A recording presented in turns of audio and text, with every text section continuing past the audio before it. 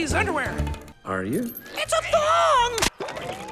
Yes, I just made you watch Pinocchio wearing a thong that slapped against his tight wooden butt. Why? Because there's no greater pleasure in life than tricking people into watching smut and kids movies. Apparently, speaking of, now that Shrek is on Netflix, did you catch the scene where Lord Farquaad gets an erection? Watch the covers closely after he tells the mirror to show him Fiona. Now look at his face. That's kids' entertainment, baby. And speaking of masturbating, remember that time in Ice Age 3 where Sid tries to milk a ram? As in milk a male animal, which is presumably only possible by tugging on its please.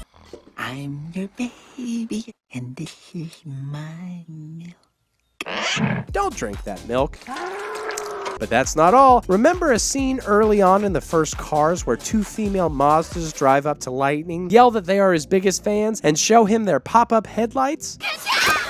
You don't have to look at Lightning's borderline drooling face to see that those two cars have just flashed him their breasts. So does that mean that every female car with exposed headlights is technically running around with their tits out? I don't know, but in Cars 2, some other characters throw a lemon party, which is a reference to an extremely not safe for work or school website where elderly men have sex with each other. And speaking of older men doing disgusting things, early in Willy Wonka and the Chocolate Factory, Willy tells the children to lick some to lick some wallpaper flavored like dicks. Sorry, let me back up. The strawberries taste like strawberries. The snozberries taste like snozberries. Now, snozberry sounds like a random fictional word that Roald Dahl made up and means nothing. And well, he did make it up, but it does mean something. It means dicks. And how do we know these are dicks? Well, because in 1979, Dahl wrote a witty and disgusting story called My Uncle Oswald about a guy known as the greatest fornicator of all time and who has his assistant seduce Europe's most famous men and sell used condoms full of their spent semen to women around the world.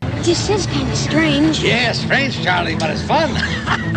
Remember, this is one of the world's most beloved children's authors. The term snozberry comes up when she explains how she grabs men by their snozberry and gives it a twist or two to make them hold still. Because again, snozberries are dicks. And speaking further on, did you know the Robin Williams movie Mrs. Doubtfire has a joke about eating literal foreskin?